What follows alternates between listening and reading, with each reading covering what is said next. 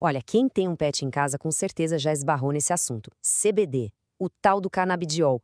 A popularidade, nossa, explodiu de um jeito. Mas a pergunta que não quer calar é: o que ali é promessa e o que é de fato realidade? É exatamente isso que a gente vai desvendar agora. Essa é a pergunta de US$ 1 milhão, não é mesmo? De um lado, a gente vê tutores super empolgados, falando de resultados incríveis. Do outro, a ciência, que, vamos ser sinceros, nem sempre consegue acompanhar o ritmo do mercado. Então, vamos mergulhar fundo nessa questão. E olha, não estamos falando de uma modinha passageira, não.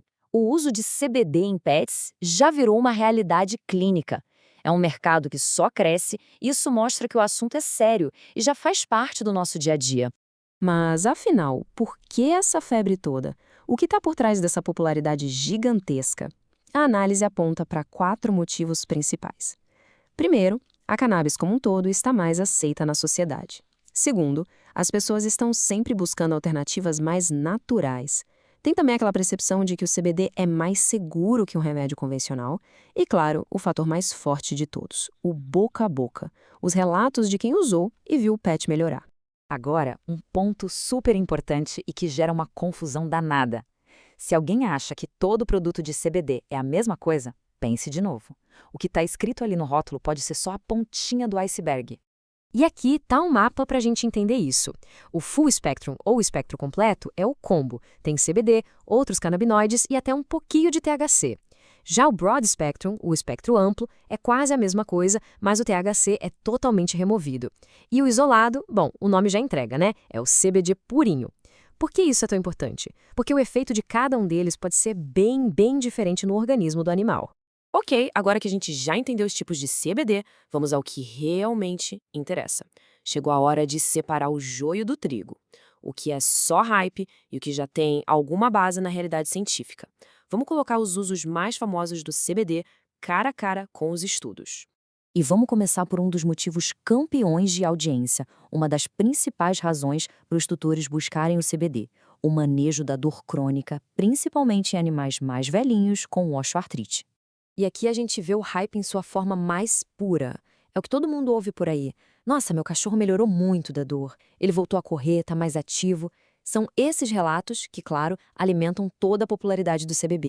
Mas e o que a ciência diz? Bom, aí a história fica um pouco mais complexa. Os estudos mostram resultados bem mistos. O CBD parece sim ter algum benefício, mas principalmente quando ele é usado junto com outros medicamentos como os anti-inflamatórios. Ou seja, ele parece ser mais um coadjuvante de luxo do que o astro principal do tratamento. Agora vamos mudar de assunto e falar de epilepsia. E aqui a história é um pouco diferente, viu? As evidências científicas começam a aparecer bem mais promissoras. E o motivo é este. Vários estudos já mostram que o CBD pode sim ajudar a diminuir a frequência das crises de epilepsia. Mas, olha a palavra-chave aparecendo de novo, adjuvante. Ele funciona melhor como um complemento ao tratamento convencional e não como um substituto. Certo? Vamos para outro uso que é extremamente popular, a ansiedade. Tem muita gente usando CBD para tentar acalmar os pets em situações de estresse. Mas será que a ciência já apoia essa prática?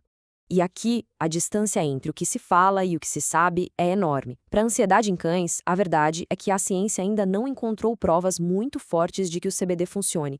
As evidências são fracas, inconsistentes, e tem um detalhe bem curioso: a dose.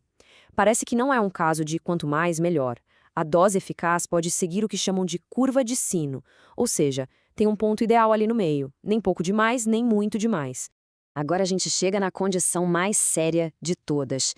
Existe muita esperança, muita expectativa em torno do CBD e do câncer, mas é justamente aqui que a gente precisa ter mais cautela e entender exatamente em que pé a ciência está hoje. Mas antes de continuar, precisamos definir um termo técnico super importante: in vivo. O que isso quer dizer?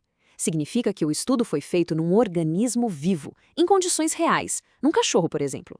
Isso é muito diferente de um estudo feito só em células, numa placa de laboratório.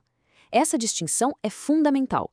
E este é o ponto-chave. Tudo que a gente sabe até agora sobre o CBD combatendo o câncer vem de estudos em laboratório, os chamados estudos in vitro. No mundo real, em cães e gatos que de fato têm a doença, nós ainda não temos essa comprovação científica.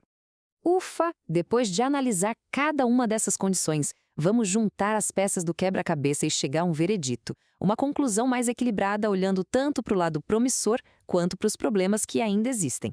Então, qual é a grande promessa do CBD hoje, com base no que a gente tem de ciência? Basicamente em duas áreas principais. Ele se mostra um potencial apoio no tratamento da dor crônica e, com ainda mais força, parece ser uma das opções mais promissoras para ajudar no controle da epilepsia.